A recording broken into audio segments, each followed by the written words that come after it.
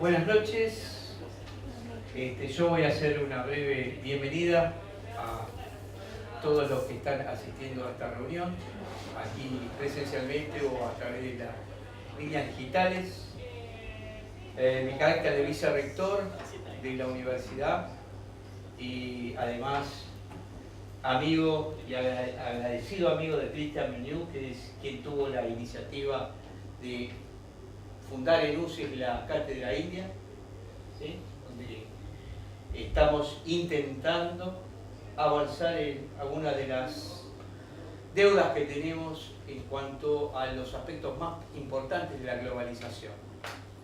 Nosotros hablamos de globalización, sea por tradiciones nacionales, sea por tradiciones inmigratorias. Creemos que la internacionalización es Europa y Estados Unidos. Y recientemente, gracias a la importancia que tiene China como interlocutor comercial de la Argentina, aparece Asia.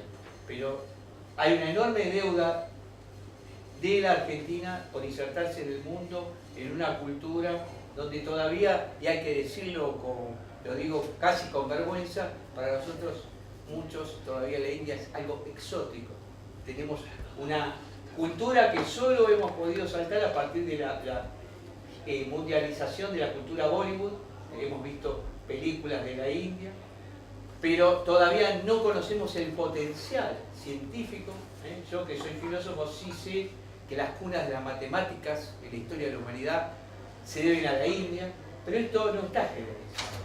Entonces, la Cátedra India tiene varias funciones. Primero, tratar de trabar a nivel productivo lazos entre la Argentina y la India, trabar también lazos afectivos y científicos con las grandes universidades de la India, y también empezar a realmente recuperar un lazo con la cultura india. Conocer la importancia de la envergadura, más allá de los números económicos que son muy impresionantes, cuando Cristian expone en sus habituales propuestas para las diferentes maestrías del área de negocios, la importancia económica de la India y la revolución, la cuarta revolución industrial, del que seguramente le va a hablar. Lo más importante es recuperar un escenario que tiene que ver con la misma historia de la cultura occidental. Sabemos que la cultura occidental se denomina indoeuropea, pero esto en general no está incorporado más allá de aquellos que nos dedicamos a las humanidades. Por eso, este evento, quiero agradecerle al embajador que nos honra con su presencia, la relevancia que tiene para nosotros que él esté aquí, y además decirle que nuestra esperanza es poder darle continuidad a este trabajo en temas comerciales, culturales y científicos. Así que muchas gracias a todos los que están escuchando, muchas gracias señor embajador, muchas gracias Cristian, que realmente nos has dado un aporte estratégico para la universidad con esta iniciativa. Gracias a todos.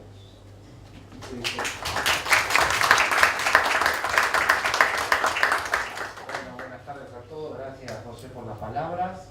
Mi nombre es Ricardo Freli, soy el director de la maestría en marketing estratégico. Para mí es un honor tenerlo a Cristian dentro del plantel de docentes con la Cátedra India, que es un poquito más que eso también, porque trasciende la frontera de la India y hablamos del comercio internacional, de las tendencias que tiene el comercio internacional, que va a ser un poco el centro hoy de la conferencia el tema central de la conferencia que va a dar Cristian, que va a estar basado en el futuro del comercio y cómo las nuevas tecnologías contribuyen, o las tendencias, la erupción, la innovación de las nuevas tecnologías contribuyen al desarrollo del comercio mundial y cómo debemos estar permanentemente despiertos respecto a los cambios que se producen en el mercado y poder aprovechar ese tipo de innovaciones, adaptarnos a los cambios y ver cómo insertarnos en ese mundo aprovechando los avances tecnológicos. Así que bueno, sin más, lo dejo con Cristian para que ya comience a desarrollar el tema. Gracias por haber venido. Bueno, ante todo, muchas gracias por participar. Para mí es muy especial poder no solamente comunicarme con ustedes hoy, sino también saber que en distintos lugares en Latinoamérica nos van a estar viendo. Durante 3 años he hablado mucho de la India y de lo que implica la India como país para poder desarrollarnos nosotros como continente.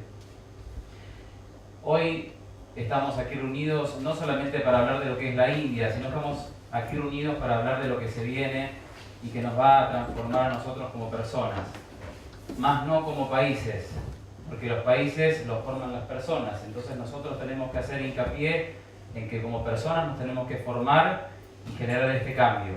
Y si generamos este cambio vamos a lograr cambiar el concepto de cómo vivimos y cómo nos relacionamos con nuestro entorno. Un entorno, como lo decía la presentación, completamente digital. Cuando hablamos básicamente de lo que se viene, estas revoluciones industriales, ¿qué vienen a hacer? Vienen a hacer cambios en nuestra forma de vivir, en nuestra forma de comunicar, en nuestra forma de generar industria, progreso, desarrollo, innovación, pero principalmente nos cambia como personas, porque los procesos evolutivos de las economías, como decíamos en un principio, vienen arraigados del cambio personal de cada uno. Cuando hablamos de esta cuarta revolución industrial que empezó en Alemania en el año 2000, ellos la denominaron 4.0, ellos decían, esto va a cambiar no lo que hacemos, sino como somos nosotros como seres humanos, y eso va a ser algo único en la existencia de la humanidad. Durante 3 años, como les decía, siempre hablando de por qué India tenía que acercarse a Latinoamérica, la necesidad imperiosa de que Latinoamérica empiece a tomar contactos como mercados que son nuevos en el sentido de emergentes, pero que son muy potenciales para lo que es el desarrollo de infraestructura, creatividad e innovación. Creatividad e innovación, estas dos últimas palabras que tienen mucho que ver con lo que se viene en esta cuarta revolución industrial, como les decía, denominada 4.0. De estos 200 años que hubo 3 revoluciones, esta particularmente podríamos decir que no es una revolución, esto es una transformación. Es una transformación que viene a darse desde el cambio como personas y desde las personas a las empresas y de las empresas a las sociedades.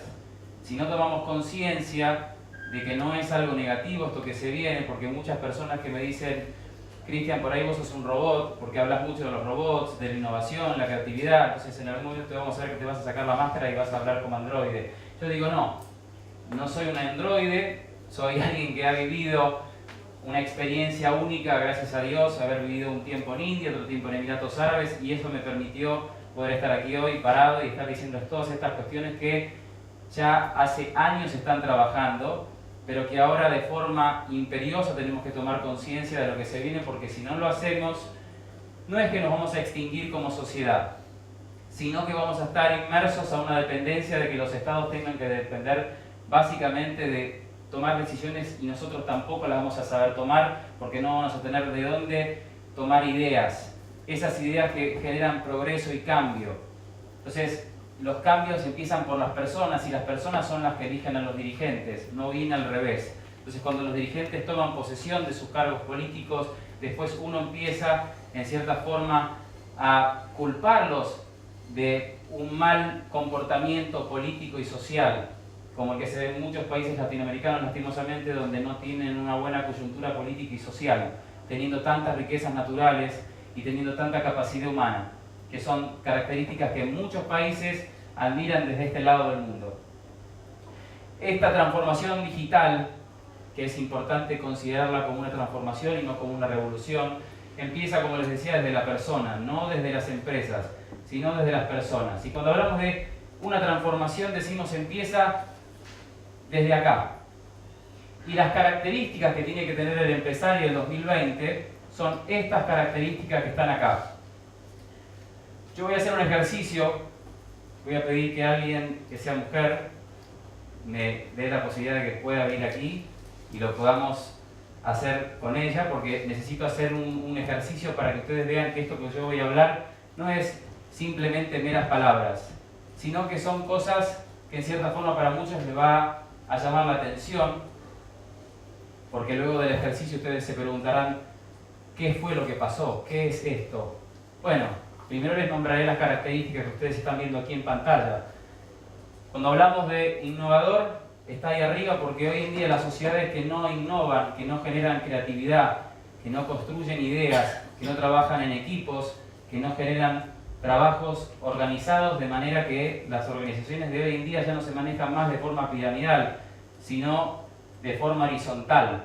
Ya las decisiones no pasan por una persona, pasan por un grupo de personas que entre todas vienen a formar parte de ese líder. Y un líder que tiene que ser innovador, creativo, tiene que tener pensamiento crítico, tiene que tener empatía, tiene que tener liderazgo.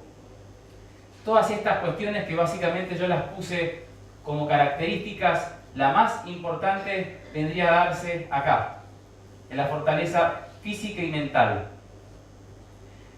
Cuando en enero del año pasado, enero de este año, fui a dar una conferencia en la Intendencia de Maldonado. Básicamente la gente no sabía qué era esto de Business Yoga. Y a muchos les causaba gracia la palabra Business Yoga. Decía, Business Yoga, yo siempre hice meditación o yoga, pero Business Yoga. Y yo dije, sí, en Silicon Valley ya lo están usando. Y a los que les gusta el fútbol, Alemania ganó la Copa del Mundo haciendo meditación antes de los partidos. Y es Alemania. No es un país donde uno puede decir tienen experiencia en lo que es la meditación o el yoga o todas estas innovaciones que se tienen que tomar como que son ancestrales, pero que básicamente hoy son necesarias, porque viene ahora el ser humano a competir con los robots, con la informática y cada vez más, y con los cambios que se están viendo en los puestos de trabajo por dispositivos, que lo vamos a ver más adelante. Uno dice, bueno, esto es algo que a mí me llama la atención. Y es ahí donde tenemos que considerar estos detalles que son característicos del empresario, que yo diría, como tenemos que hablar de negocios, hablamos de empresarios, pero si tenemos que hablar de las personas que hacen a las sociedades, tendrían que ser las características de las personas del 2020. Porque, como les decía en un principio, esta transformación como seres humanos viene básicamente desde la persona. Siempre se hizo hincapié en las empresas en cómo vender más. Siempre se pensó en que tenía que venderse a la gente, y hoy en día no es venderle a la gente, sino a la mente. Hoy en día no es vender una idea, sino un concepto. La gente cuando se relaciona con una marca no se relaciona con la marca porque es una marca, se relaciona por lo que representa esa marca. Entonces, en el medio de todo este contexto ya sabido por todos los expertos que manejan todo el tema de marketing y que manejan todo el tema de esta coyuntura macroeconómica global, nos encontramos con un panorama completamente diferente en materia de lo que es la coyuntura digital y cómo vamos a generar esa inserción como personas en esa coyuntura digital. ¿Alguna mujer que quiera pasar para hacer el ejercicio? ¿Alguien? A ver. Esto que vamos a hacer ahora a continuación. En la India yo aprendí a meditar. Y yo era alguien que era muy ansioso. Tengo que reconocer que era negativo. Y cuando llegué ahí me dijeron, tienes capacidad, pero hay que trabajar más esto. Yo al principio me enojé, porque dije, ¿cómo me van a decir que tengo que trabajar más esto? Y en realidad tenían razón. Y después les agradecí, porque dije, si yo no cambio la forma de pensar por más ideas o por más actitudes que determinen que puedo ser una persona que tenga éxito en 20 años, yo no voy a tener ese éxito. Y si lo llegara a tener, lógicamente me vencería el ego, o me vencería la autoestima, o me vencería el entorno. Y eso es algo que hay que manejarlo, porque si eso no se controla, eso te consume. Lo que te voy a pedir es básicamente que extiendas el brazo, lo pongas duro y que pienses en algo positivo. ¿Sí? Te voy a pedir que cierres los ojos y por nada del mundo tenés que dejar que yo baje el brazo. ¿sí? O sea, el brazo tiene que estar bien duro, ¿sí? No te lo tengo que bajar para nada. Y te voy a pedir que tengas un pensamiento que te genere mucha felicidad y que te haga sentir feliz y que digas, estoy feliz, ¿sí? El mejor pensamiento del mundo. Ponte esta situación, mañana consigo lo que más quiero, ¿sí? Mantén ese pensamiento en tu cabeza mientras yo trato de bajar el brazo, ¿ok? Cuando lo tienes me puedes avisar. ¿Está? Bien. Bueno, como verán, me está costando, lógicamente, la resistencia. Ahora te voy a pedir que bajes el brazo y abras los ojos. Y ahora quiero que hagas algo inverso. Ahora quiero que pienses lo más triste que te pasó en la vida o algo que te causa mucho dolor. ¿Sí? O sea, que te genere así una angustia, que digas, no conseguí esto por tal razón, y que pienses en eso, que te cause dolor. Igual, intenta que no te baje el brazo. ¿Sí? Así, y yo voy a tratar de bajarlo. Cerrar los ojos, mantener el brazo extendido, pero yo no tengo que bajarte el brazo por ninguna consecuencia o razón. Ahora, te voy a pedir que mantengas ese pensamiento triste, ese sentimiento de angustia. Cuando me digas que ya lo tienes, lo hacemos. ¿Ya está? Bien. Bueno, 2 dedos. Gracias. ¿Qué es esto? Esto no es ciencia ficción. Yo no hablé antes con ella que básicamente hiciéramos este ejercicio. Podría ser mucho más extensivo, pero como hay mucho que hacer, es una mera prueba de lo que voy a decir a continuación, antes de pasar a la siguiente filmina. Lo que acaban de ver se denomina control de emoción y pensamiento. Eso en el sistema de ventas es muy importante y cada vez más necesario. Manejar las emociones, manejar el pensamiento crítico, manejar el pensamiento en su totalidad. Cuando nosotros no somos conscientes de que somos conscientes por estar respirando y estamos presentes, nosotros generamos un cambio importante en nuestras vidas y también en la que nos rodea, en el entorno que es ahora digital. Y dentro de ese contexto individual de cada uno, tenemos que pensar de que si queremos tener éxito en esto que se viene, en la cuarta revolución industrial, nosotros tenemos que empezar a trabajar el corazón de manera conjunta con el cerebro. Cuando yo le pedí a ella que baje el brazo, ¿no? Que no lo baje, le dije que pensara en algo positivo. Automáticamente ella pensó en esa idea positiva, que no nos dijo que era lo positivo, pero lo pensó, y no le pude bajar el brazo con 2 brazos y con fuerza de alguien que entrena hace 17 años en un gimnasio, o sea, no le pude bajar. Y después cuando le dije que piensa en algo negativo, sí se lo pude bajar. ¿Cuál es el secreto de este ejercicio? El secreto de este ejercicio viene a darse básicamente por 2 razones. La primera, porque el pensamiento está relacionado con las emociones. Las personas somos seres emocionales, no somos seres nada más racionales. Para los que estudian neuromarketing hablan de un tercer cerebro, que es el cerebro reptiliano, que es el cerebro que supuestamente es el de la supervivencia, el que yo quiero hacer algo por miedo. Y en realidad el sistema de compra y venta a nivel global está basado en los miedos. El ejercicio que tenemos que nosotros tratar de hacer todos los días es, en principio, ser más asertivos en las cuestiones emocionales. Dar palabras de afecto, abrazos, dar afecto al resto, pensar de forma positiva. Son cosas que uno dice, pero estamos en una conferencia de amor y paz. Y en realidad esto es comercio, no es amor y paz. Pero hoy en día en Silicon Valley, en India, en China, en Japón, practican estas cosas y tienen el éxito que nosotros no vemos. Y no es por un tema de coyuntura económica o por un tema de inflación o por un tema de un gobierno, o sea, esto es por un tema mental de cada uno de nosotros. En el cerebro hay una parte que está acá abajo, que se llama ínsula, y esa parte vendría a ser como la isla en el cerebro. Tiene células que trabajan toda la parte emotiva y emocional de las personas, endorfinas, dopamina, que básicamente nos conectan con la parte afectiva positiva de la persona, pero también nos libera el cortisol, que es la hormona del estrés. Cuando uno está muy estresado no puede ser creativo, no puede ser innovador. Entonces, ¿qué pasa? Le manda esa idea primero del cerebro, del corazón, lógicamente, que también tiene un cerebro, al cerebro como tal, la información de que uno está mal, entonces no puede ser creativo. Se vuelve esta parte del cerebro que está adelante, la parte de adelante del cerebro, el córtex central, se vuelve fino. Entonces la persona no puede tener pensamiento positivo, ni crítico, ni ser innovador, ni creativo. Entonces no puede vender, no puede generar ganancia. Entonces eso hace que la persona no pueda hacer que su empresa crezca, o que tenga ideas positivas, o que sea innovador. Y eso es lo que justamente necesitamos en esta era que se viene. Liderazgo, empatía, ponerme en el lugar del otro. Cuando alguien me dice algo que no me gusta, ¿por qué me lo dijo? Bueno, básicamente me lo dijo por estaba en un mal día, o no ponerse en la defensiva. Los trabajos colaborativos son cada vez más aceptados y son los que más energía positiva tienen para que tengan liderazgo. Las denominadas startups, que empiezan generalmente con un grupo de amigos y que después se extienden.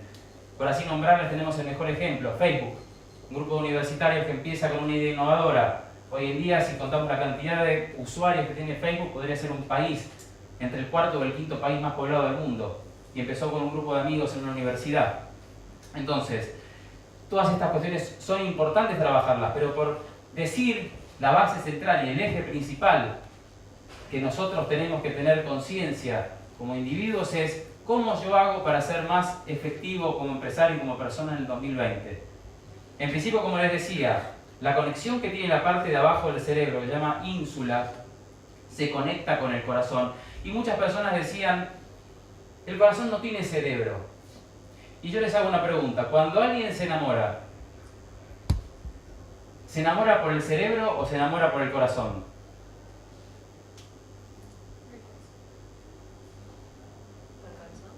No, por el cerebro.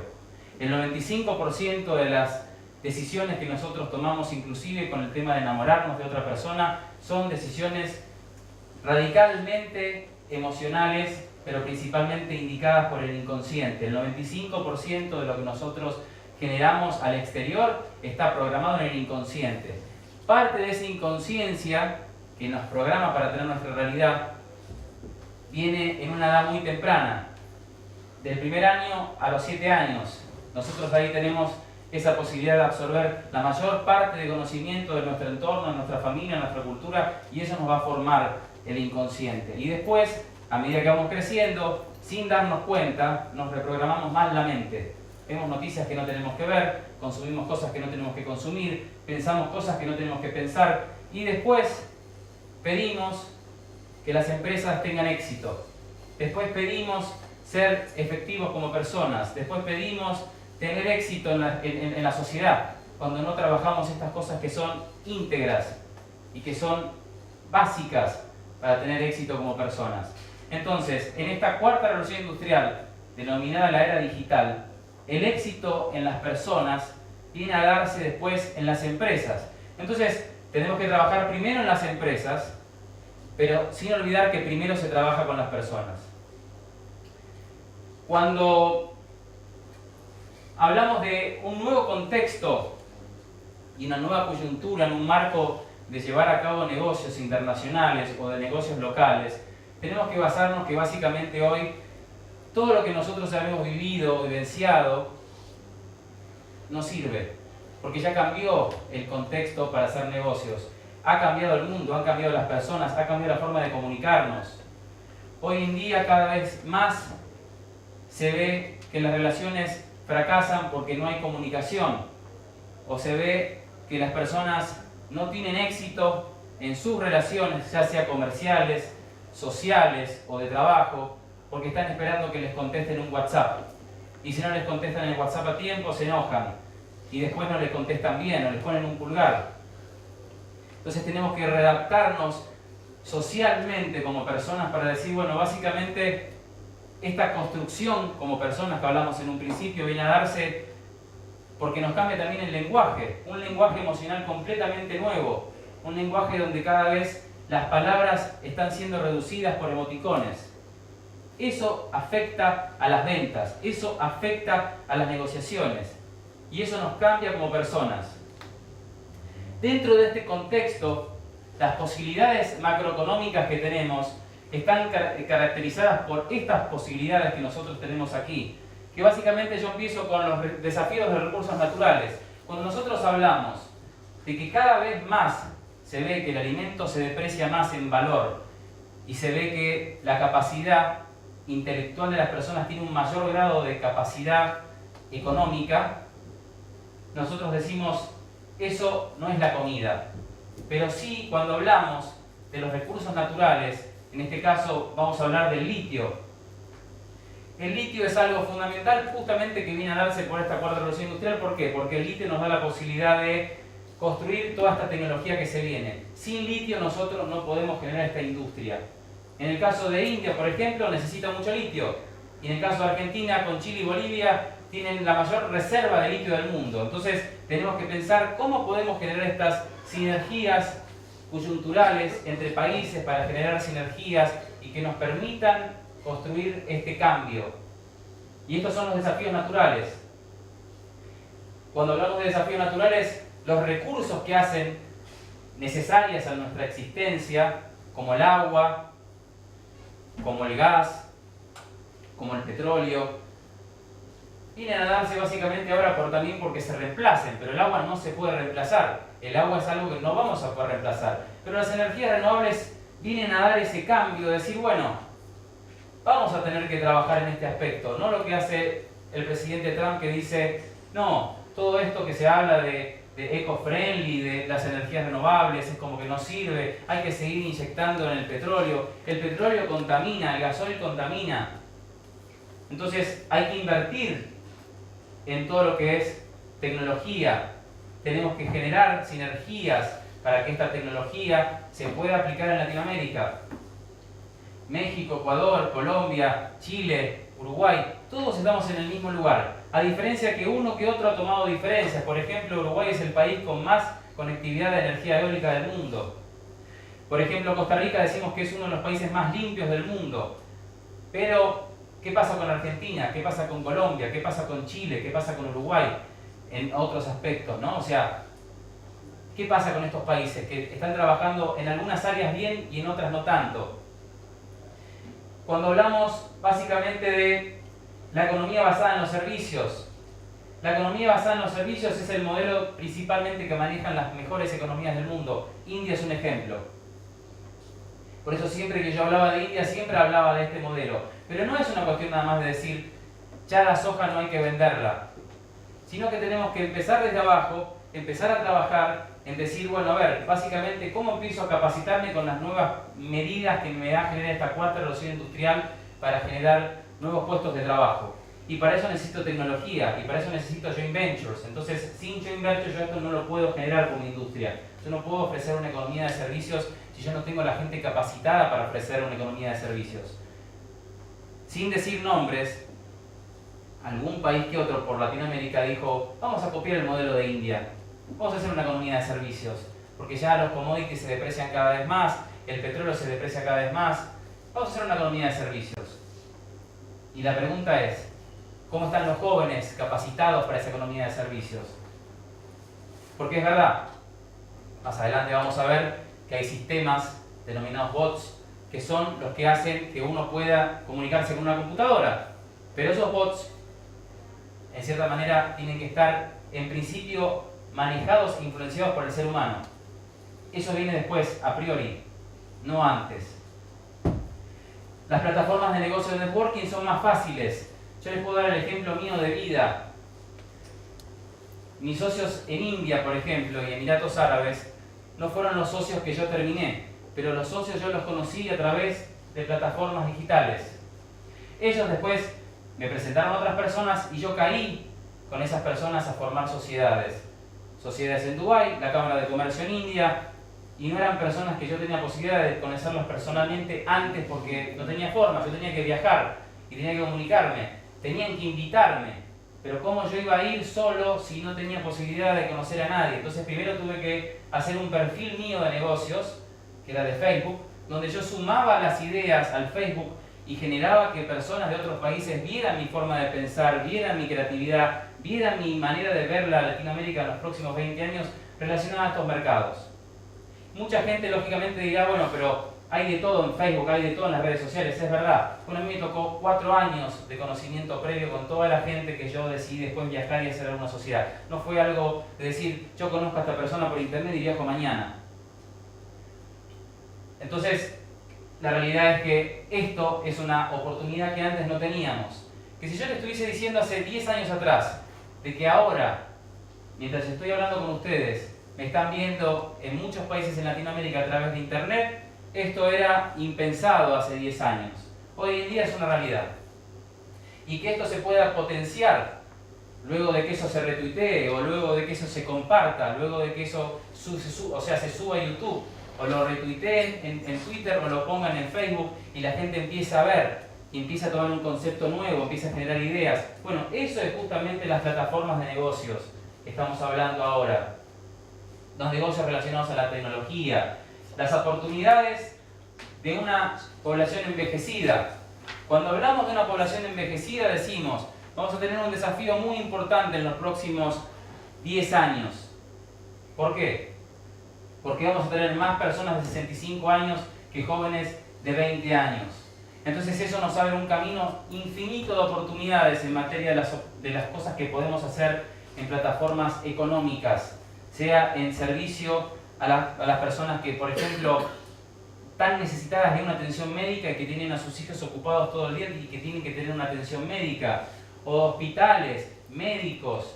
Necesitamos robots en los hospitales, o sea, cuando se habla de que esta tecnología que se viene nos viene a irrumpir un cambio, no, al contrario, nos viene a ayudar, porque no hay capacidad en este momento humana para plantearse el desafío que nos va a dar una comunidad completamente envejecida. Tenemos casos que son diferentes. En el caso de India, la mitad de la población son menores de 35 años. Yo no hablo de India, yo hablo del mundo. Hablo de Japón, hablo de Argentina principalmente, que es uno de los países que va a haber más afectado a este problema. ¿Por qué? Porque tenemos el problema principal y central que las cámaras de comercio o las instituciones en Argentina, principalmente yo que estoy aquí en este país y que tengo la posibilidad de estar en algunas, veo que no hay jóvenes de menos de 35 años que trabajen de forma continua con los equipos de trabajo. Entonces yo digo, ¿es un problema de que los jóvenes no tienen ganas o es un problema que los más grandes no les dan las oportunidades? Yo digo que se les dan las oportunidades y esos jóvenes no las aprovechan, y que después los que sí tienen oportunidades básicamente no pueden entrar porque dicen no, debe ser lo mismo. Y hoy en día, para que las empresas funcionen, las cámaras funcionen, necesitamos un 30% de jóvenes en las empresas. No es un modelo como por ejemplo en algunos países latinoamericanos, sin mencionar, que ponen todos jóvenes y después al más grande dicen no, ya está viejo, se tiene que jubilar, o países directamente que te dicen no, este es joven, entonces como joven no tiene experiencia, no sirve. Se tiene que combinar la experiencia con la juventud, eso es lo que genera un proyecto positivo de una sociedad productiva. En India, cuando yo recién llegaba, me decían que yo tenía que saludar a la persona de mayor edad, porque se respetaba muchísimo a la persona que era más grande. En muchos países latinoamericanos es como que no se les enseña que hay que saludar primero a la persona mayor. Y si se les llegara a saludar primero a la persona mayor, diría, ah, me estás tratando de viejo. No. En muchos casos no se valora a la sabiduría de las personas más grandes. O las personas más jóvenes dicen, no, ¿para qué voy a hablar con una persona que no tiene nada que aportar? Y el más grande va a decir, no, este es un pibe, ¿qué me va a aportar? No me sirve. Entonces, ese concepto, principalmente en una economía como la que estamos vivenciando y que estamos adentrándonos cada vez más, es fundamental. ¿Por qué? Porque tiene que verse con la era de la innovación y la creatividad. Esta era, básicamente, es la era en que tenemos que empezar a trabajar call keepers. Trabajo compartido, trabajo entre una parte que sea experimentada y una parte que tenga idea y creatividad. Y entre las dos generen una plataforma exitosa. Porque la inteligencia artificial, que es algo que para muchos cada vez toma más peso y resonancia, Elon Musk, el presidente de Tesla, y una de las personas que va a cambiar nuestra forma de vivir en el mundo, hace 2 semanas atrás dijo en el foro político en Dubái, los seres humanos vamos a tener que empezar a usar chips en el cerebro porque vamos a estar atrasados a la inteligencia artificial en los próximos 20 años. Para muchos países es una gran posibilidad, como por ejemplo India, que tiene muchísima gente con una expertise en tecnología, que puede ayudarnos a nosotros como plataforma de país que necesita insertarse en el mundo digital a generar joint ventures y trabajar en conjunto.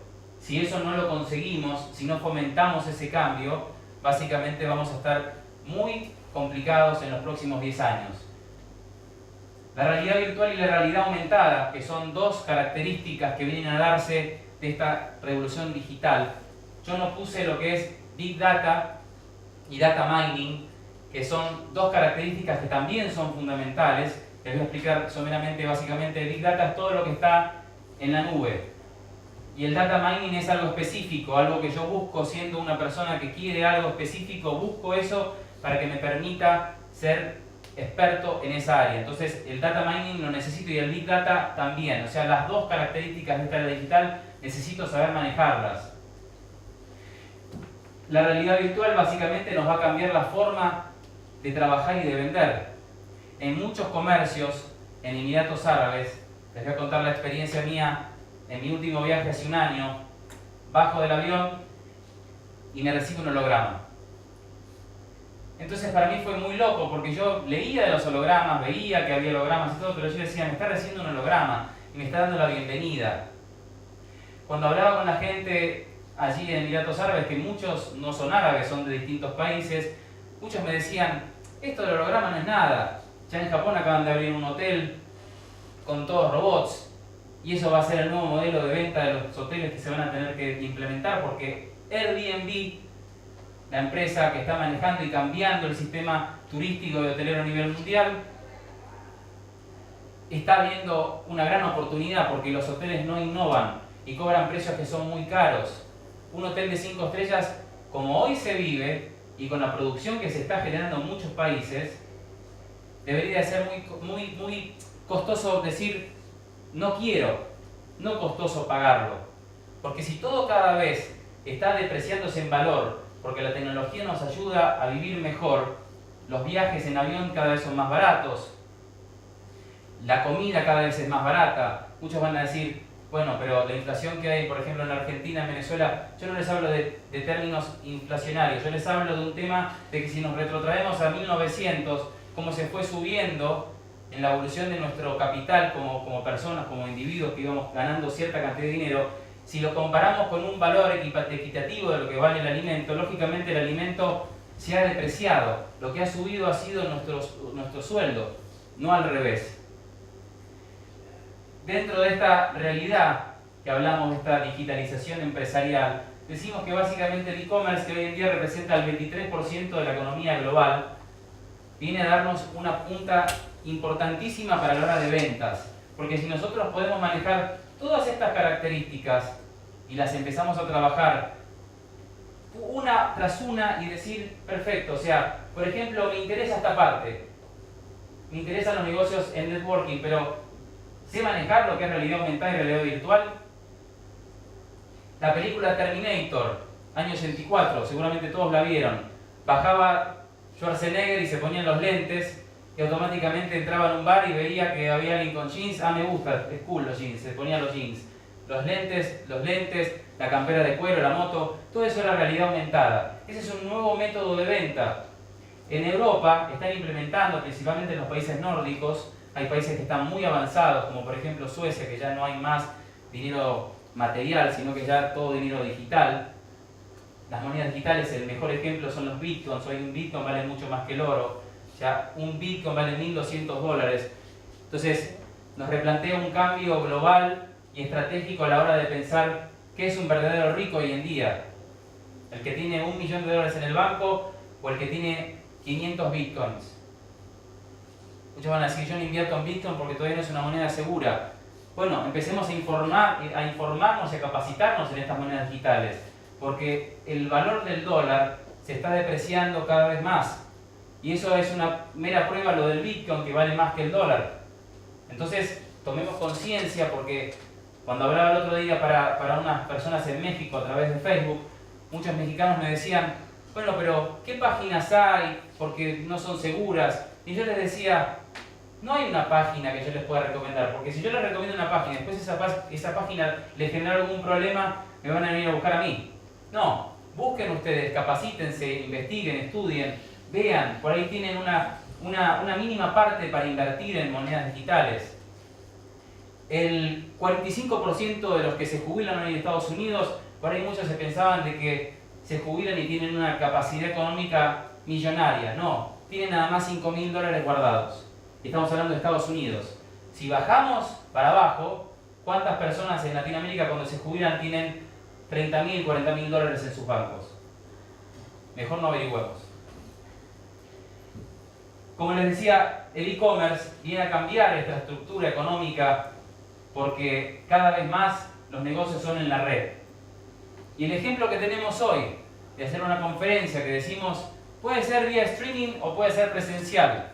La mayoría lo está viendo el streaming. Y eso no es una problemática de que por ahí las temáticas no son buenas las que se plantean, porque en muchos casos uno no ve presencia en las conferencias, y recién lo hablábamos con Ricardo, que no ve gente en conferencias que son interesantes.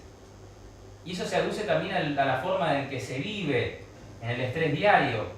Pero la capacidad de tener una cámara que te está apuntando y que puedas estar en tu casa o a través del celular viéndolo, esa es la nueva forma de venta hoy en día que se hace para tener éxito, y es eso lo que marca también el e-commerce.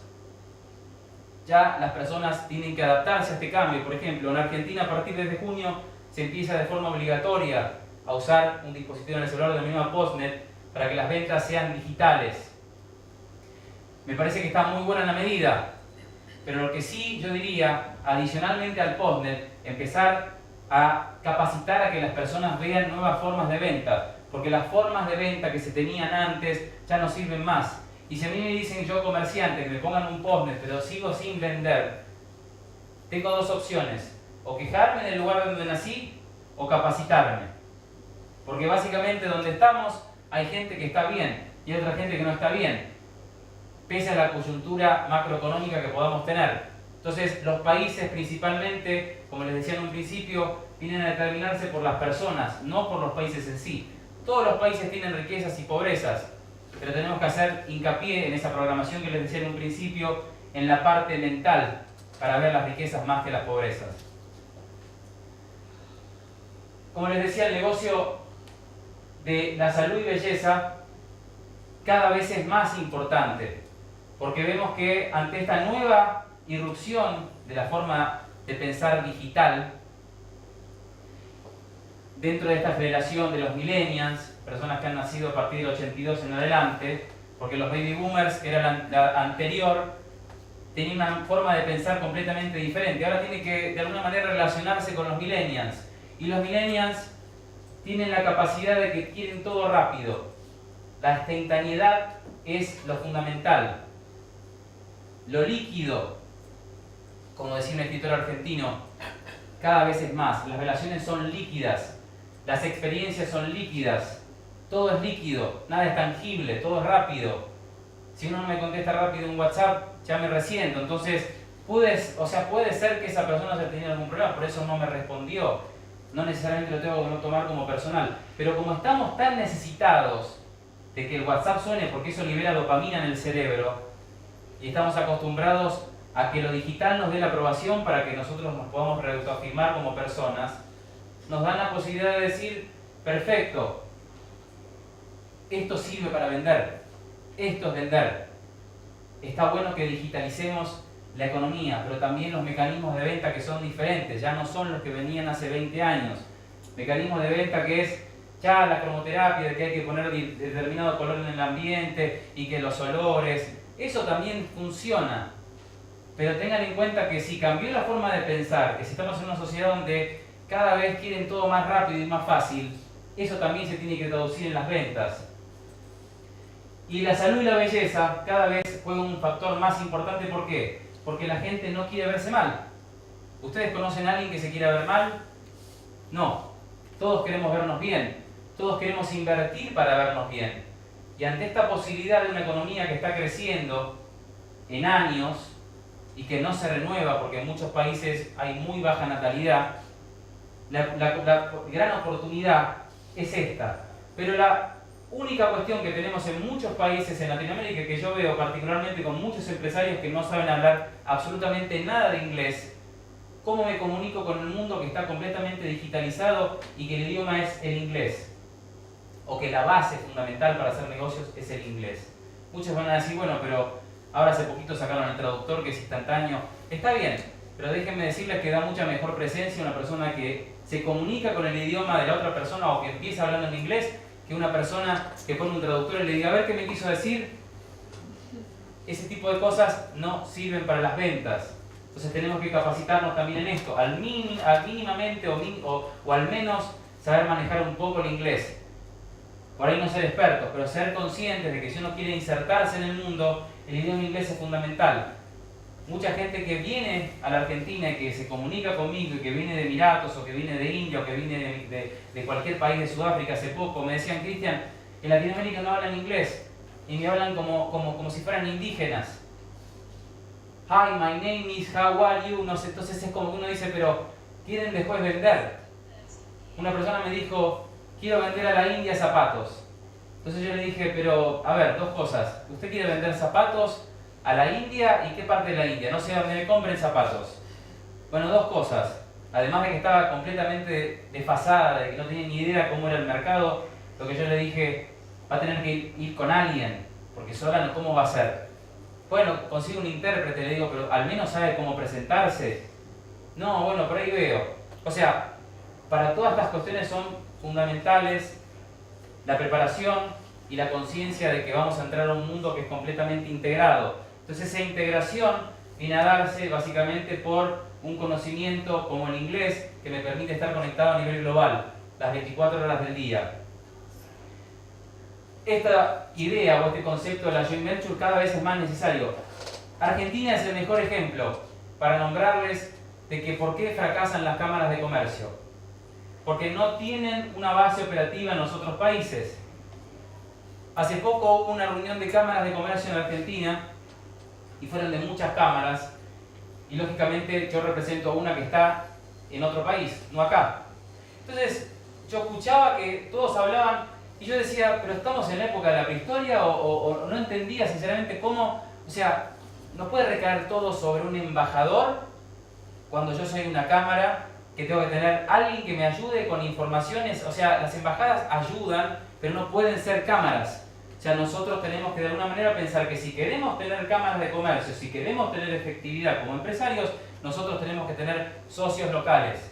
Ese es un concepto claro, porque si nosotros decimos, no, pero igual, vamos a ver qué onda, qué se vende. No, esto no es así, el mundo cada vez se vuelve más profesional. Esto no es una cuestión de mostrarse poco profesionales, porque muchas personas no te dan ni 5 minutos cuando uno les demuestra que no tiene un grado de profesionalismo. O sea, se van de la mesa y se levantan. Y yo mismo lo he visto, porque ven que las personas no están preparadas para vender lo que tienen. Dicen, vamos a vender un producto. Una señora que decía el otro día, quiero vender textiles a Emiratos Árabes. Entonces yo le dije, bueno, dos cosas. Usted prepare, porque básicamente textiles a Emiratos Árabes es algo que no es algo inaudito pensar en venderle teniendo a China, India y Bangladesh al lado. Pero bueno, por ahí si lo quiere probar, que lo pruebe.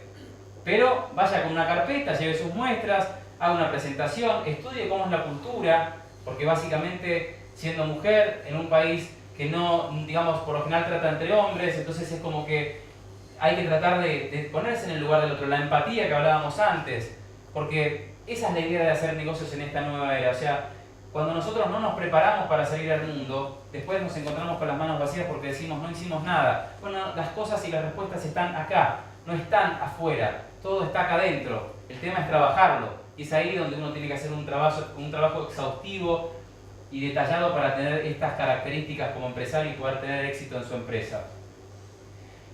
El conocimiento, como les decía, es una de las cosas que vale más que el diploma. ¿Cuántas personas cuelgan sus diplomas en las paredes y no les sirve para nada? Posgrado, maestría, especializaciones en tal cosa. Y cuando uno se les pone a hablar y les dice, ¿cómo dormiste anoche? No, anoche un dolor de cabeza, me duele acá atrás, no sabés. ¿Y qué comiste? Y no, y comí una pizza, y no sabés, que el dolor de estómago, que este gobierno de porquería, que cada vez estamos peor, no sé qué. Entonces, a ver, ¿qué es lo que nos pasa? ¿Para qué estudiamos?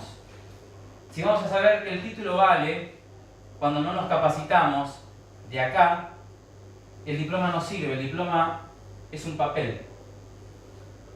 Pero lógicamente muchos dicen, no, pero está bueno que se presente como doctor. A mí no me gusta que me digan doctor, porque el decir doctor a otra persona es como que te están estructurando que sos doctor, y tenés que actuar como un doctor, y te están limitando a que vos seas una persona abierta y que tengas que ser quien sos, no algo estructurado. Digamos de las empresas, en este sentido, con lo que es vender a la mente y no a la gente. Porque estamos constantemente acostumbrados a venderle a la gente y no a la mente. Y nosotros sabemos que si vivimos en una sociedad que está basada en el miedo, no lo tenemos que tomar como algo para tomar ventaja, lo tenemos que tomar como algo para ayudar a mitigar ese miedo, no a incrementarlo. Los países que son más consumistas son los países que más miedo imponen en sus sociedades.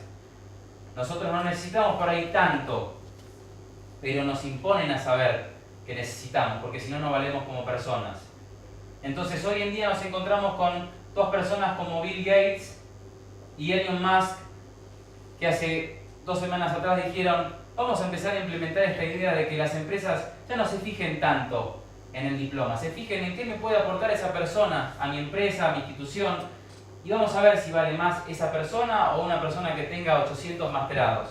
Y empezaron a considerar esto en Google como una característica que se va a empezar a implementar después en muchas empresas, donde va a decir: bueno, perfecto, el sistema educativo, además de que se tiene que transformar también en esta era donde nosotros decimos ya lo que se solía aprender va a cambiar, el docente no va a ser el que te impone las ideas, sino va a ser un ayudante. Yo voy a ayudarlos a ustedes a que creen sus propias ideas. No va a ser mi persona la que les tenga que decir lo que tienen que hacer.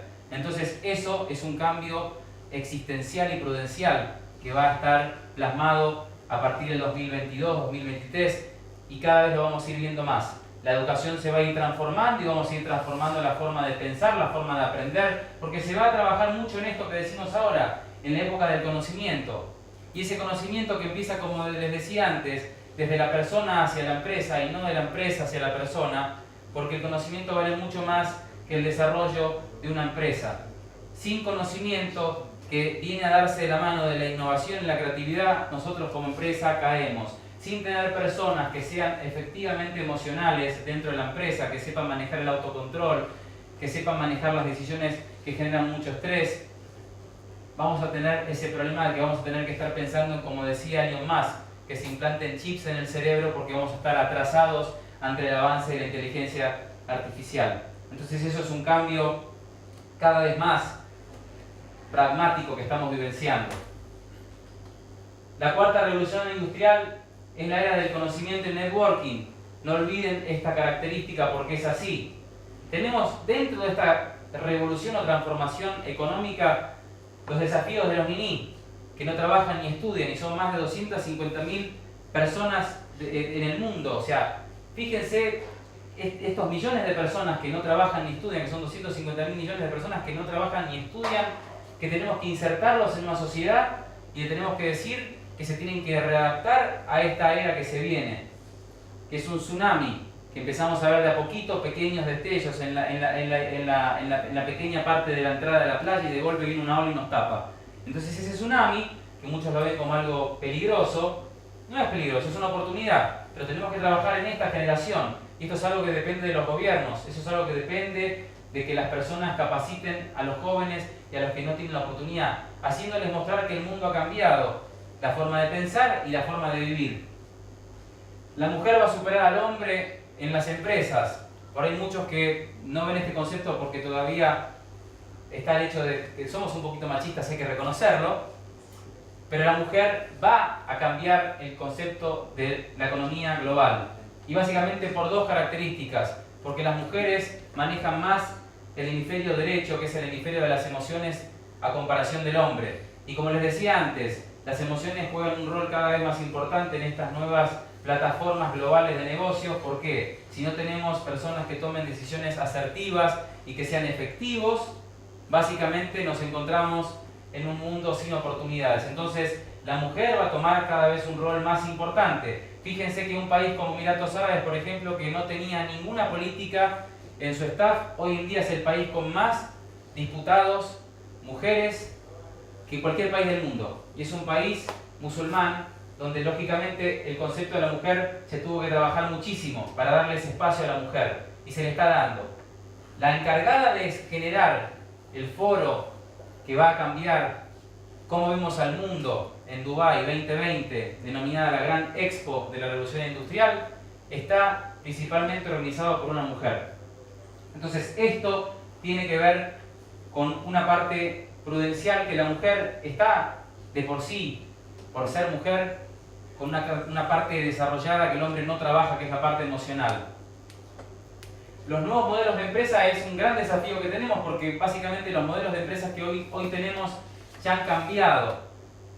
Son modelos que en muchos casos son obsoletos. Entonces tenemos que trabajar en varios conceptos que son prioritarios. El primero, adaptarse a los nuevos empleos que se vienen con esta nueva creación de puestos de trabajo. La inteligencia emocional, que uno la menciona muchísimo y yo no me canso de decirla porque tenemos que trabajar, como les decía en un principio, el corazón y el cerebro a la par. Eso es lo que ustedes vieron con ese ejercicio al comienzo. Si nosotros consideramos que la era que se viene para tratar de contrarrestar el avance de los robots y de los cyborgs, los cyborgs son personas que tienen una parte electrónica en su cuerpo. En el video de la introducción ustedes vieron una persona que tiene piernas que son eléctricas y eso cada vez se va a ver más. Y no se sorprendan cuando se hagan implantes de cerebro que sean completamente robóticos. Hoy en día uno dice, ya no hay imposibles. Y es verdad, no hay imposibles. Se está trabajando sobre el concepto de despertar a las personas que murieron 48 horas después y despertarlas. En China hace poco revivieron peces que habían muerto. Y eso dicen, vamos a empezar a trabajarlo con las personas.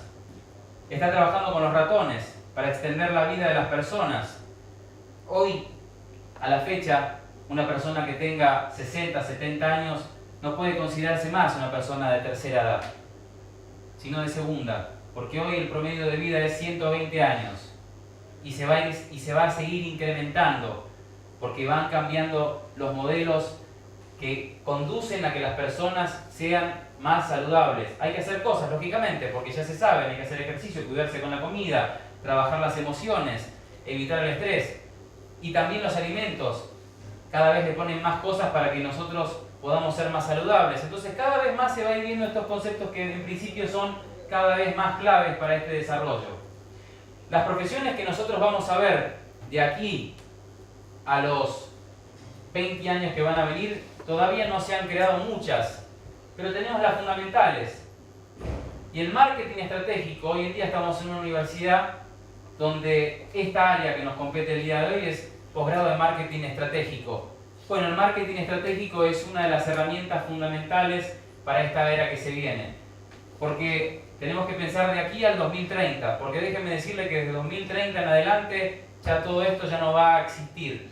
Y ya todo lo que es venta de carreras universitarias, de formas de insertarse en la sociedad va a cambiar, porque un robot nos va a dar las clases y las clases no van a ser más presenciales. Esto que estamos viendo hoy, que muchas de las personas que nos están viendo vía streaming y que es muy cómodo, eso cada vez se va a ir aplicando con más fuerza en los próximos años.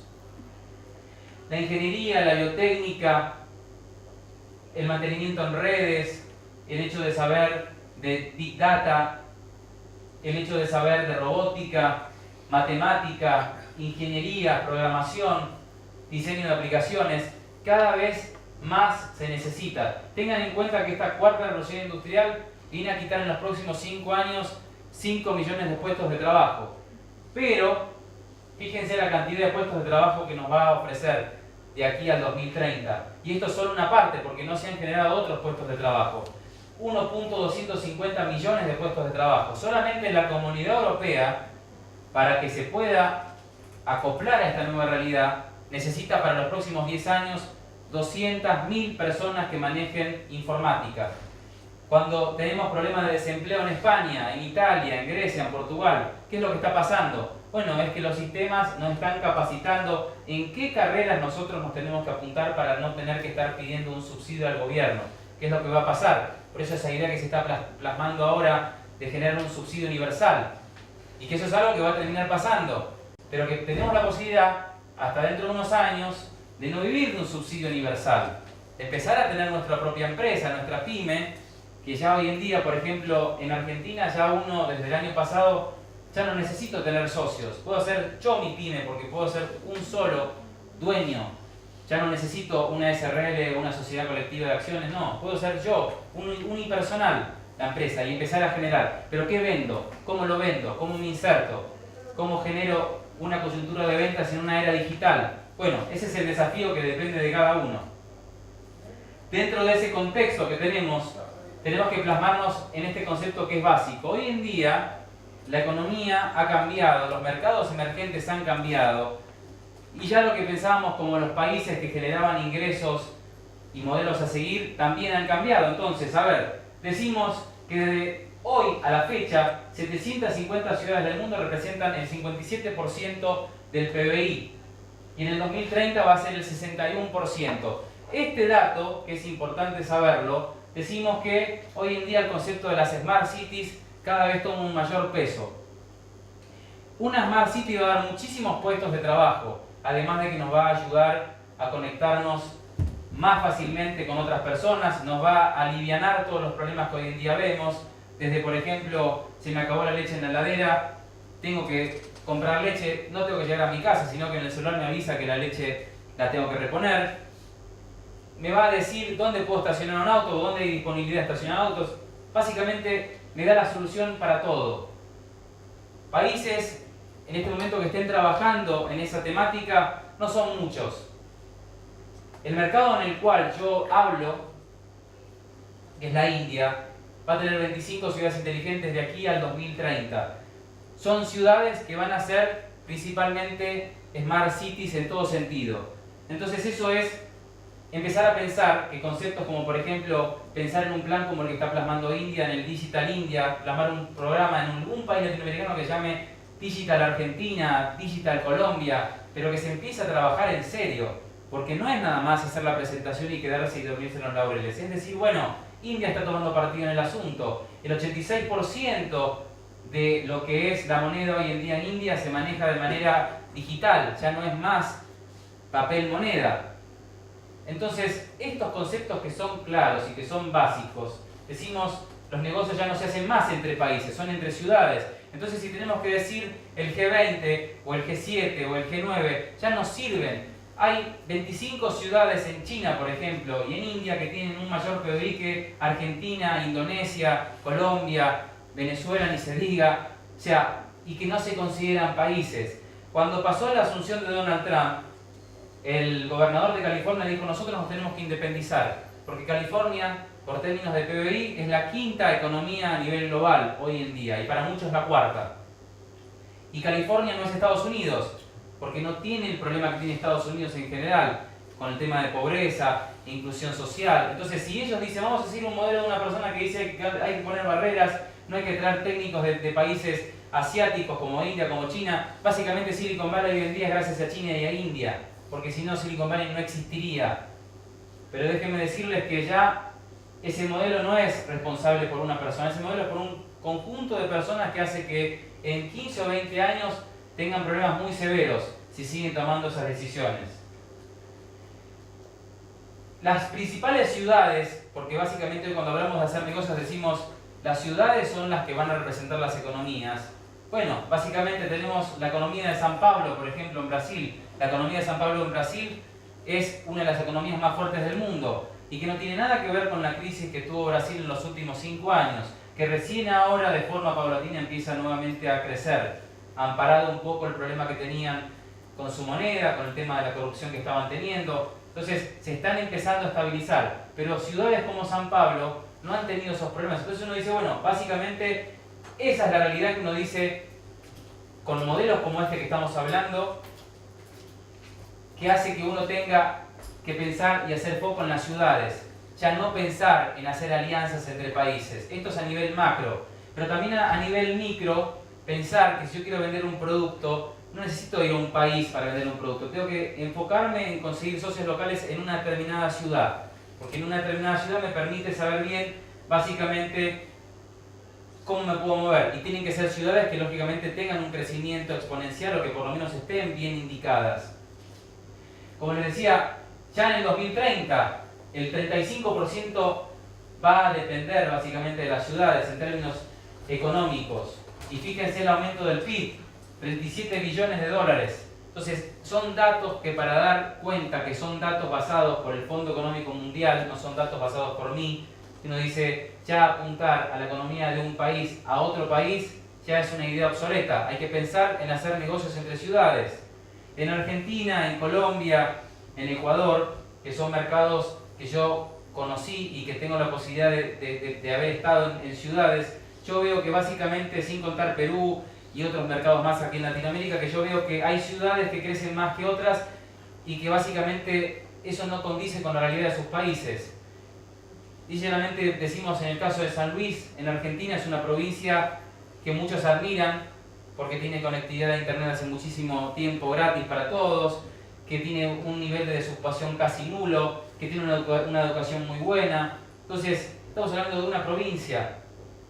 En el año 2013 San Luis viajó a Chennai porque la India puso una planta eólica en San Luis. A partir de ahí se creó la cámara Chennai-San Luis. Entonces San Luis empezó a generar un cambio con un mercado estratégico como en este caso es la India. ¿Qué pasaría con las demás provincias que están ahí con todo ese potencial económico para crecer y que no despegan porque no hacen convenios con ciudades de otros países? Y se cierran nada más en la idea, no. Si la presidencia no hace nada, entonces yo no hago nada. Necesito hacer. Entonces, bueno, básicamente tengo que yo, como gobernador de mi ciudad o como intendente de mi municipio, empezar a hacer foco con localidades, ser específicos.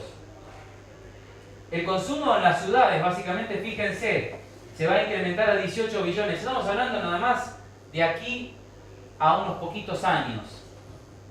Este es un nuevo sistema de economías, la economía de las ciudades, no de países. Y cuando hablamos de la economía de ciudades es estas joint ventures entre ciudades. Es mucho más práctico porque muchas veces dicen, no, si yo tengo que trabajar una idea económica de un país con otro país, demora mucho tiempo. Y eso a veces hace que esos planes se caigan, ¿no? Porque cambió un gobierno, o porque la persona que estaba de un lado dice, no, esto es muy burocrático, hay que buscar nuevas aprobaciones. Bueno, se demora mucho. Si trabajamos más entre ciudades, para capacitar a este concepto de las Smart Cities y capacitar a las personas, va a ser todo mucho más dinámico. Y esa es la era que les hablaba antes, la era de la joint venture, la era de la conectividad, la era de la transformación. Tiene mucho que ver. Fíjense que además de que se consume esto en los próximos 5 años, con un mercado de 220 billones con hogares de ingresos medios, fíjense que muchas ciudades que son ciudades que están creciendo, que son como países, les hablaban en el caso de India, de China, que son países que tienen ciudades con mayores PBI que países latinoamericanos. Yo les digo hoy en día que Apple también como país se podría considerar porque tiene más PBI que algún país que integra el G20.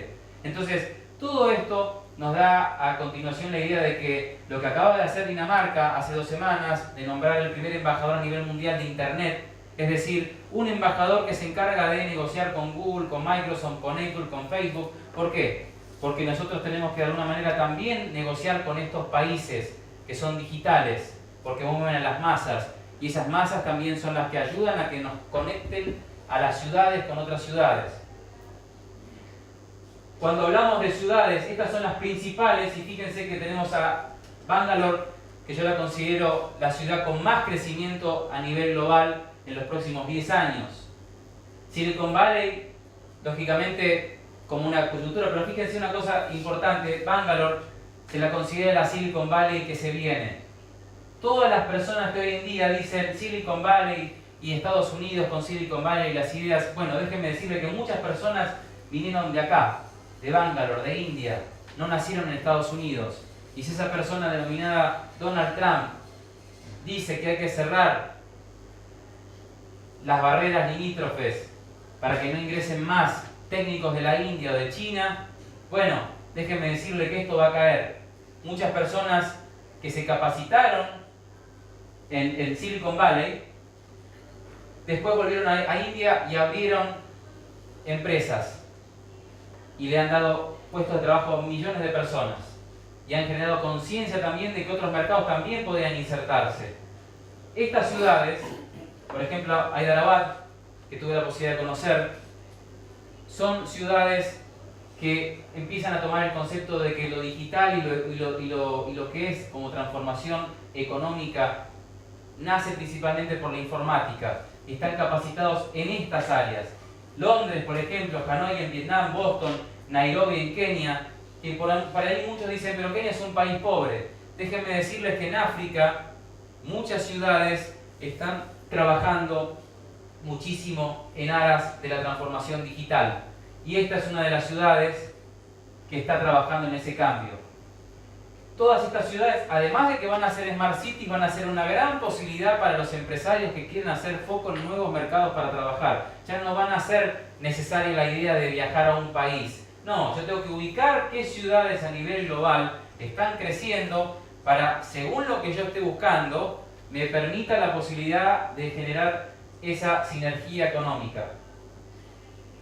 Dentro de los mercados que lógicamente nosotros vamos a empezar a ver cada vez con más irrupción en materia de predominancia económica, nombramos que solamente a partir del 2020 vamos a ver que el mercado de los BRICS, Brasil, Rusia, India, Sudáfrica, estos mercados básicamente van a ser los que van a representar la economía en un 40%. ¿Sí?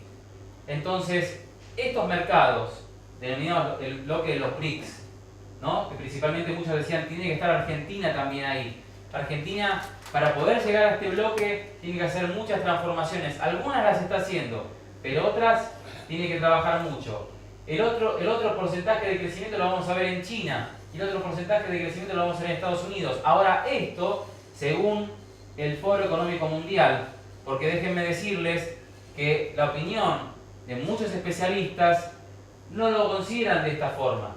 Principalmente porque hay muchos datos a último momento que han surgido, que dan para debate, donde uno dice, bueno, principalmente esta economía norteamericana no va a generar el 14% de la economía global. ¿Por qué? Porque todas las medidas que se están imponiendo, que son antiproductivas, porque el 86% de la pérdida de puestos de trabajo no es por los inmigrantes en Estados Unidos, sino es por la robótica, es también por el desplazamiento de los puestos de trabajo.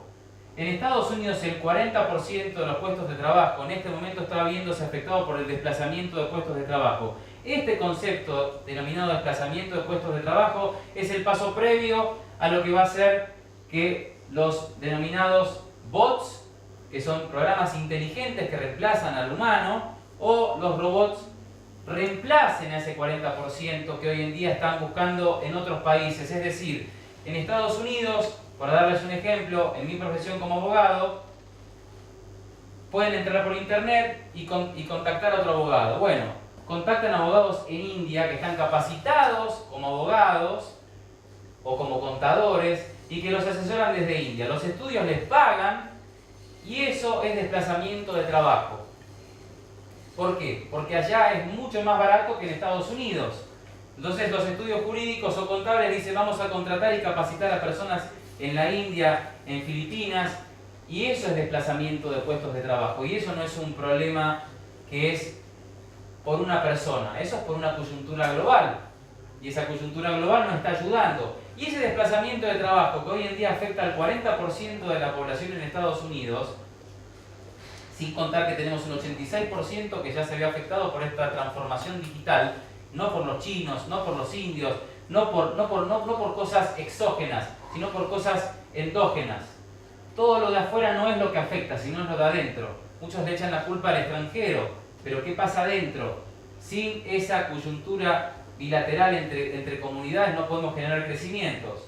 Fíjense que esto, que básicamente uno dice, ¿cómo va a ir creciendo en las economías? Esto puede ir modificándose, porque hay países que no se están adaptando a esta transformación digital, pero lógicamente los foros económicos mundiales o los indicadores como Standard & Poor's, por ejemplo, nos tienen que ir dando indicios de cómo va a ser esa economía global 2014, 2030, 2050. Bueno, básicamente decimos 2030 vamos a encontrarnos con estos mercados que lógicamente para muchos no estaban todavía muy bien vistos porque no se conocía mucho, pero que están entrando en un rol más importante porque para llegar a esto nosotros tenemos que hacer un estudio de mercado, ver cuánto están generando, cuánto es el ingreso per cápita. Bueno, básicamente dentro de estos estudios nosotros decimos, bueno, perfecto, ¿cuánto tenemos? Y ahí entramos a encontrar a mercados donde por ahí uno dice Arabia Saudita, Corea del Sur, Turquía, Italia, Nigeria. Yo ya sabía por ahí que India, China o Alemania o Rusia por ahí estaban entrando en un juego de una envergadura completamente diferente que lo que veníamos viendo como crecimiento global. Pero estas economías, tengan en cuenta que pueden ir mermando por los cambios, porque si hablamos de transformación digital, de 250.000 empresas a nivel global en este momento, solamente el 25% tiene planes específicos y exitosos para esta cuarta era, denominada la era digital. Entonces esto significa que también puede verse modificado, porque si eso no lo empiezan a trabajar estos mercados, que en muchas de estas economías que están puestas por arriba, yo no veo que estén con transformaciones digitales, porque hablo con personas que viven en esos países y ellos ven una realidad que lógicamente estos son indicadores, no es una realidad.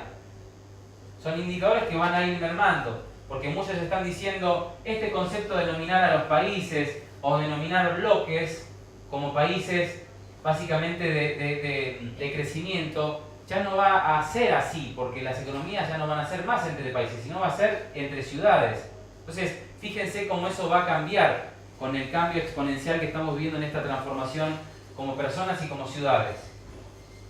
Dentro de las infraestructuras de innovación y tecnología, básicamente sirven para producir este cambio energético que estamos viendo. Entonces, el concepto de las Smart Cities viene a darse principalmente por estos cambios que estamos viendo. Infraestructura, innovación y tecnología. Es ahí donde, si nos tenemos que retrotraer a la filmina anterior o flyer anterior, decimos que de esto también depende que esos países sigan creciendo.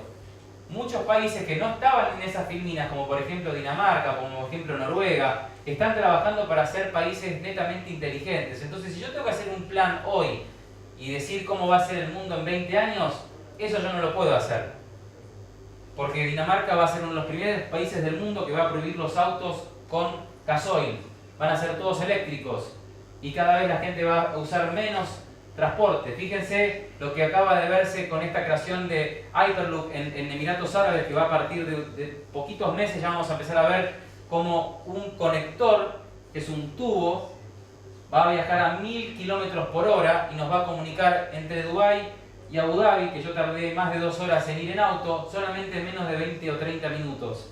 Y eso ya lo van a plasmar en distintas ciudades, este nuevo sistema de transporte. Entonces, ¿qué pasa con esa idea de si yo no invierto en esos medios de transporte, si yo no invierto en nueva tecnología de infraestructura, básicamente esas economías van a verse afectadas, entonces yo no las voy a poder considerar ahí. Noruega está construyendo un puente debajo del agua para comunicarse y tener un recorrido económico más fluido con otros mercados. China, conjuntamente con Pakistán, están construyendo un corredor que se llama el antiguo corredor del viaje de la ruta de la seda, que eso también va a conectar África del Norte con Medio Oriente. Y esa inversión de 55 millones de dólares que está en este momento Pakistán con China, lógicamente porque están trabajando de forma conjunta para esta economía que se viene.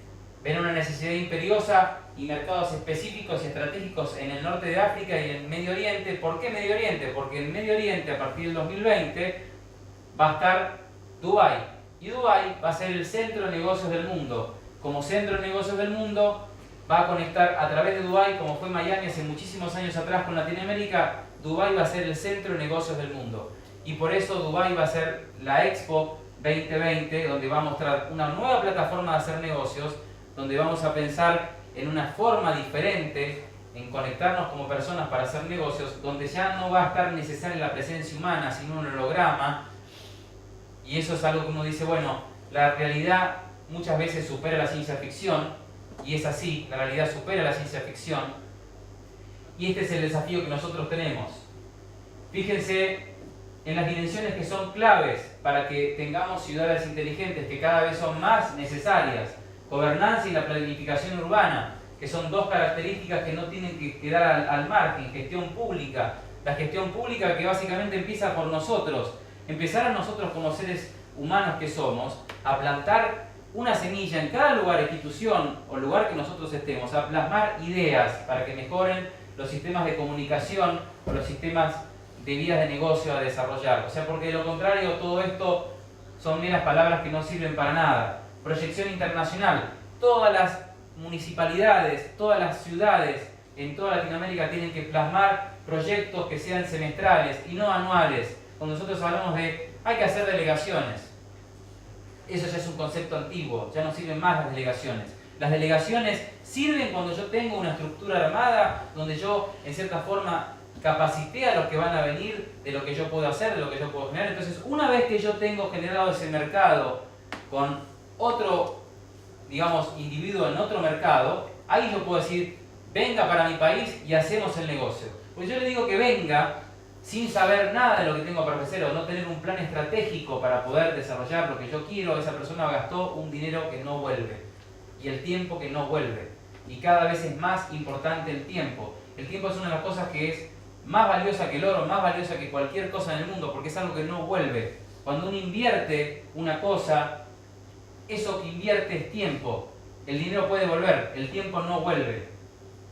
Lo que tiene que ver con la cooperación y desarrollo en las economías. Si no tomamos una idea, que fíjense que cada vez va a ser más importante. Yo dije, bueno, esto es 2020, pero tengo que hacer hincapié que el 2050, como mundo, va a ser totalmente diferente y que lógicamente una cosa como la que estamos vivenciando hoy, donde una persona les está hablando, ya no va a ser así. ¿Por qué? Porque si se llegara a dar el caso, va a ser un holograma o va a ser un robot. Fíjense en las elecciones en Europa en este momento, en Francia específicamente, un holograma está haciendo campaña y estamos hoy. Entonces todo esto que estamos hablando, que tiene que ver con un impacto medioambiental, donde si nosotros no tomamos conciencia del impacto medioambiental, todo lo que estamos hablando va a retrotraerse a cero. Recién un grupo de investigadores holandeses dijeron, bueno, el mayor problema que tenemos con el calentamiento global está dado en la Antártida. Entonces están plantando una idea de poner tubos de refrigeración, más de 10.000 tubos de refrigeración para combatir al calentamiento global. Entonces estas ideas, en cierta forma, también nos permiten saber que no es todo tan dramático o tan triste o tan negativo como muchos lo ven, porque ven los diarios y dicen el calentamiento global, que hay que hacer esto, que hay que hacer lo otro. O sea, las medidas se están tomando. Y si los gobiernos latinoamericanos no toman conciencia de que este cambio es un cambio que viene a darse y viene a quedarse, déjenme decirle que van a ser los países que sí están pensando en cómo ustedes van a vivir y cómo yo voy a vivir en los próximos 10 años. Entonces ese cambio, ese desafío que nosotros tenemos de más de 2.000 millones de habitantes adicionales para el 2050, sin contar las características de los que no hacen nada en este momento, no trabajan ni estudian, que son 250 millones de personas, de aquellas personas que hoy en día están perdiendo sus puestos de trabajo y no saben los gobiernos cómo reubicarlas. La generación Nini, que es de los que nacieron en el 82 en adelante, es la generación más empobrecida de toda la historia.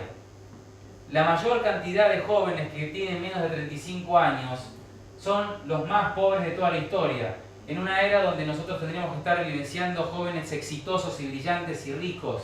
¿Pero por qué? Porque no tienen herramientas para crecer, no les dan un desarrollo para que puedan trabajar. Les dicen, usted tiene que estudiar esto, ¿realmente es lo que tengo que estudiar? Entonces, ¿de dónde viene el problema? Viene de arriba, no viene de abajo. De arriba me tienen que decir cuáles son las carreras que yo necesito para poder tener éxito como persona. Una reunión que tuve hace poco en el Ministerio de Turismo en Argentina, se plasmaba la idea de decir, de trabajar con este tema, ¿no? de que más indios, en el caso de India concretamente, pudiesen venir a la Argentina sin tanto pedido de cosas que piden para viajar. Entonces yo le dije una idea muy interesante a los directivos del Ministerio de Turismo en Argentina, le dije, ¿por qué en vez de poner tantos requisitos y de cosas por el miedo de que se puedan quedar en Argentina y no volver, ¿por qué no plasman la idea que acaba de hacer Emiratos Árabes, que acaba de lanzar un plan para darle trabajo a más de 200 millones de personas? Y que específicamente va a ser con 1 millón en los próximos 5 años. Y ese concepto de darle puesto de trabajo a 1 millón de extranjeros es, si yo viajo mañana a Emiratos Árabes y yo me llegara a quedar, porque vi que es un país completamente digitalizado y que tengo oportunidades de trabajo, ¿cómo me dan a mí la visa? ¿Me la dan porque soy abogado? ¿Necesitan abogados en Emiratos Árabes? Sí, entonces denme la visa y si me quedo no soy un problema para el país. Cuando yo le dije eso al Ministerio de Turismo, dijo, no, pero eso es un tema que es un poco complejo. Dije, no, ¿cuál es el problema? Por un lado hablamos de generar que vengan turistas y nos pongan dinero en los hoteles, que compren, que consuman y que conozcan la Argentina. Y por otro lado les damos barreras, diciéndoles un montón de requisitos para que no puedan venir al país. Entonces eso desincentiva al empresario que pueda venir a conocer el país.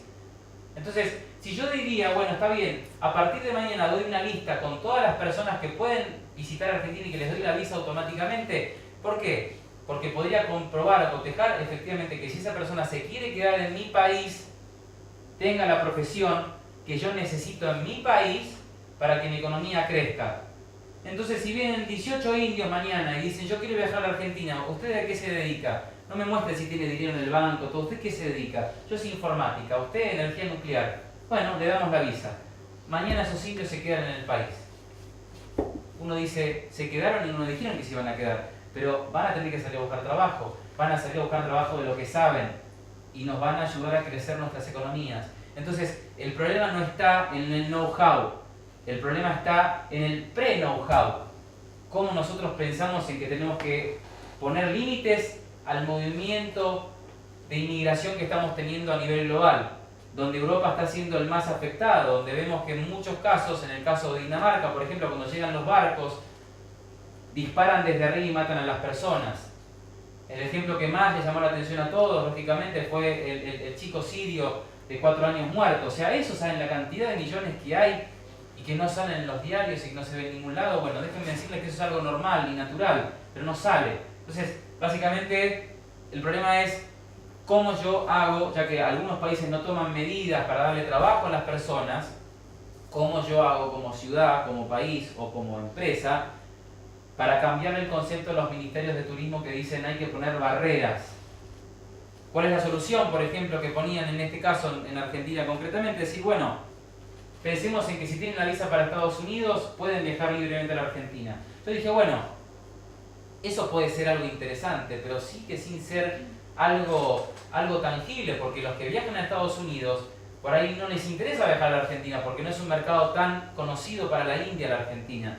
Entonces, van a viajar directamente a Estados Unidos. Nosotros no tenemos que apuntar a los que viajan a Estados Unidos, nosotros tenemos que apuntar a los que viajan a Latinoamérica, a los que viajan a Brasil, a los que viajan a Chile, a los que viajan a Colombia. Les doy un ejemplo de Argentina, porque lógicamente me tocó vivenciarlo y compartir con los directivos del Ministerio de Turismo, y ellos decir, se están tomando medidas para que se incremente el turismo recepticio, concretamente con el mercado de India. Pero déjenme decirles, no solamente India, hay muchos países que también nos pueden ayudar al crecimiento como país o como continente, y que nosotros, si les damos beneficios de esas visas, que es lo que hace que puedan entrar, nos pueden ayudar al crecimiento, pero tenemos que en principio saber detectar cuáles son los puestos de trabajo que se están necesitando, cuáles son las áreas que necesitan desarrollo en el país, y a partir de ahí yo puedo tomar una decisión que sea radical en decir, bueno, mañana, como hizo Emiratos Árabes, la idea es que vengan 200 millones de personas de todas partes del mundo en los próximos 30 años, porque nosotros queremos construir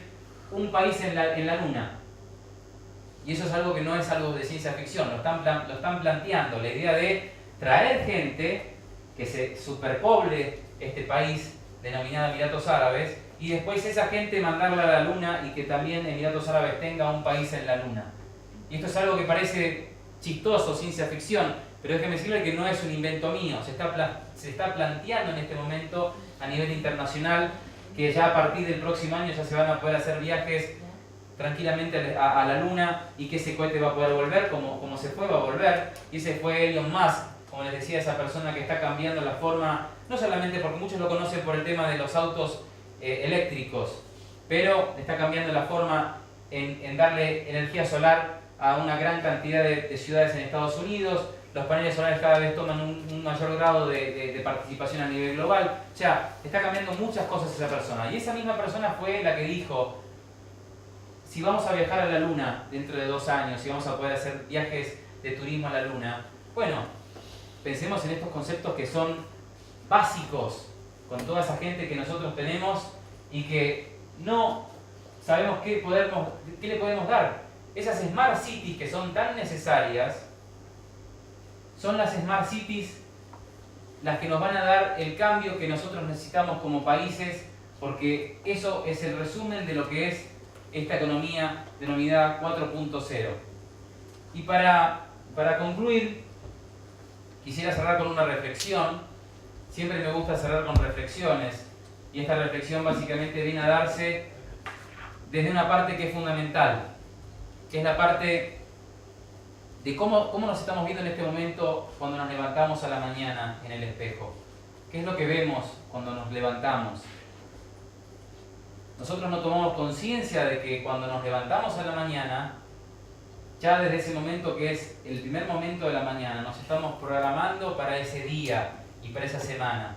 Muchos el domingo lo toman como un día de descanso y yo lo tomo como un día de ejercicio. ¿Y por qué lo tomo como un día de ejercicio? Porque ese día es el día que yo tengo libertad para pensar y hacer lo que quiera.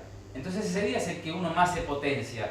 ¿Cómo se potencian las personas hoy en día los domingos? Mirando televisión, saliendo con la familia. Es lógico que también se necesite esa parte recreativa y social, pero yo digo, independientemente de ese cuidado que nosotros tengamos que tener conciencia de que son importantes, como el contacto familiar, el contacto interior es fundamental. El desarrollo de la persona empieza con la conciencia. Y como les decía en un principio, si nosotros estamos planteando que en los próximos 5 años, que no son 20 años, 5 años, se empiece a generar la idea de empezar a poner chips en el cerebro porque no vamos a estar a la altura de los denominados cyborgs o los robots, básicamente estamos en un problema. Si nosotros pensamos que la solución viene a darse por poner un robot, eso tampoco es la solución. Si pensamos que la solución es poner un chip, como decía el presidente de Google, para que las mujeres no tengan más hijos, porque tenemos un gran problema de población, va a haber 2.000 millones de personas más en 20 años, y una población muy envejecida. Entonces hagamos algo para que las mujeres ya no tengan más hijos, pongámosles un chip debajo de la piel. Si tienen relaciones, su problema, pero que por ley los países más superpoblados no tengan más hijos. Esa no es la solución. Entonces yo les diría, ¿cuál es la solución? Y ahí es donde vuelvo al principio. La capacitación que yo puedo tener un domingo, el hecho de cómo me preparo para la semana, cómo me preparo para el mes, qué cosas hice bien, qué cosas hice mal. Esa es la clave para esta cuarta revolución industrial, que como les decía, no viene a cambiarnos nuestro trabajo, nos viene a cambiar a nosotros como personas. Muchas gracias.